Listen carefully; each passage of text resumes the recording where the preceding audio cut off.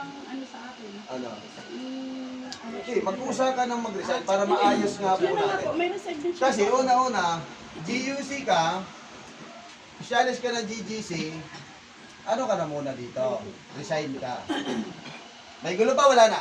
Wala na. Magre-resign ka doon. Ang problema, dahil matagal nga siya doon, hindi maiwasan na mayroong ka-close. Tama? Tama. Ka-close. E paano kung sumama sa kanya? Yan ang problema. Kasi ka-close niya na yan. Hindi, sabi naman po sir, wala pong problema yon sa amin kung may sasama po sa kanila. Kasi yung iba po, Yung mga sekretary natin ha, paki-minutes niyo po, sekretary ng bawat branch.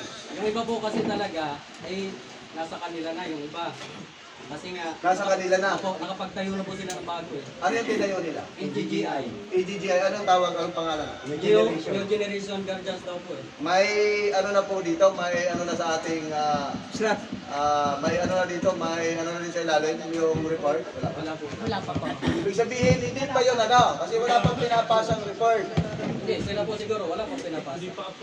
Di pa po yun approve kasi kailangan po yun pipirmahan pag sa GUC, kailangan pirmado po yun Presidente. Tama? Sabihin, ano, resign na doon. Pero ayon nga po sa kay chairman ng Alliance, may sumama man sa'yo, wala galit ka hindi? Hindi po, hindi. Ay, maraming salamat po. Walang problema pa, wala na? Meron pa po, sir. Tanay po. Ito'y tanong lang po kasi wala na sila. Wala na si Vice Jamir. Halimbawa lang, gano'n, ha? Kailangan po namin lahat ng dokumento mapabalik. May reklamo kayo kay Jamer. Oh, yes, yes, si Saan? Jamir. Wala nga na si Jamir. Wala po dyan, sir. Pero pwede pong basahin nyo. Question ko lang po. Kasi kailangan po namin ng mga dokumento, mga gamit namin, na mapabalik sa amin. Kasi yung galing sa amin yun. Yung minutes nyo ha, yung minutes. Ang inaano mo po, Yung documents ng PGTFA, DII, and then lahat ng mga school supplies nasa kanila yung saka yung mga gamit lang, may mamahal. yan na reklamo nyo. Kung makukuha namin, wala na. Walang pwedeng hindi makuha. Kasi una-una, may reklamo. Ang tanong, haharap muna. Pero mabali, mag-first offense na yun first offense ngayon si Jamel. Tama? Pero hindi pa natin masosolusyonan kasi nagreklamo pa lang po. Kumbaga, inaano lang namin, ina-advance lang namin. Okay, And then, another patawag po yan.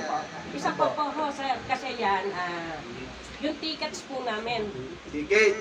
tickets na hindi po nabobola. Yan, galit na galit ako dyan, ano? Mamaya natin sa open po. Mamaya po yan, mamaya po yan. Sabi lang Mamaya po. po yan. Sa open po natin yan. Kasi wala pa naman siya.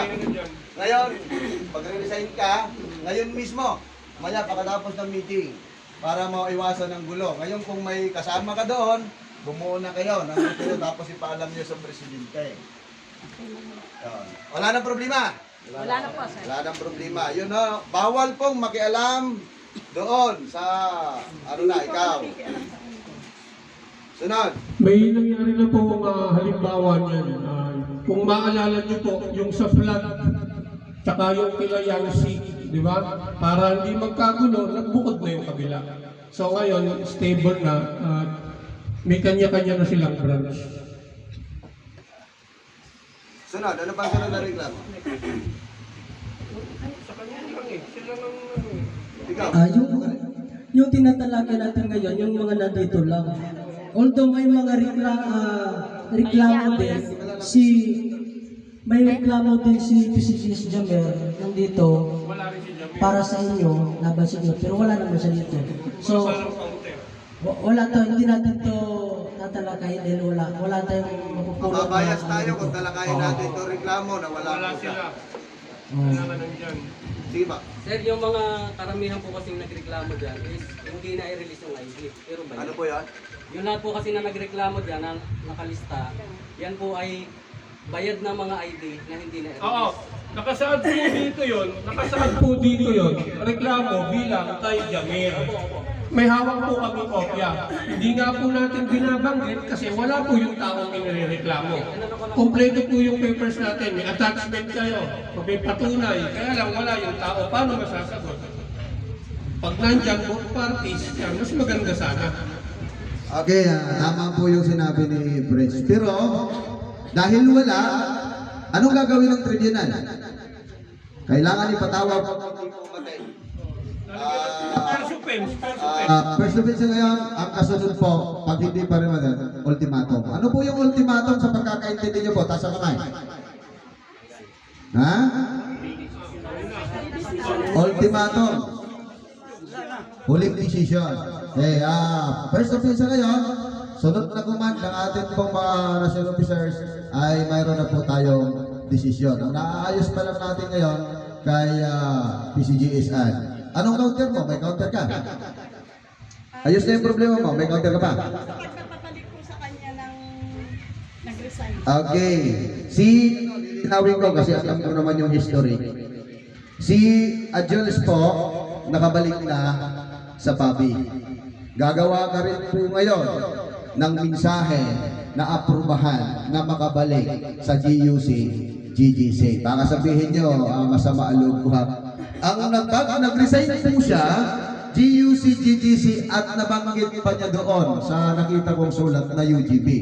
Kaya ano man ang mangyari sa kanya, hanggat hindi inaaprubahan ang ating mga chairman dito, may mangyari man sa kanya, hindi siya makakatanggap ng tulong. Kasi ang tutulong lang sa kanya, yung PABI.